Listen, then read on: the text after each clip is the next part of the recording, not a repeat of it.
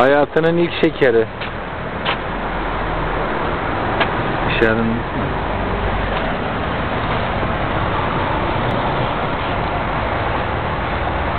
Alıyor mu güzel? Anne. Baba. Baba. Anne. hayatında ilk defa şeker yiyor değil mi şimdi? Hı hı. Hayatında ilk defa kendi kendine bir şey yiyor. Bundan Mama- alalım mı mamadan oğluma ya? başka. Hoşuna gitti.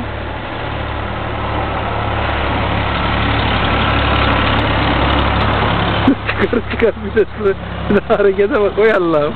Şerife sanki 40 yıllık şeker uzmanı ya adam ya. 35 yıldır şeker eksperliği yapıyor ya. Cadbury'de ya. Güzel çekiyor mu? Karanlık mı? Yok iyi. Hay Allah.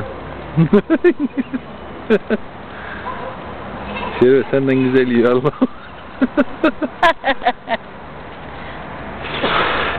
oh. Güzel mi oğlum, tadı nasıl? Benim oğlum büyümüş baba, saat maşallah. Damlatmasa bile.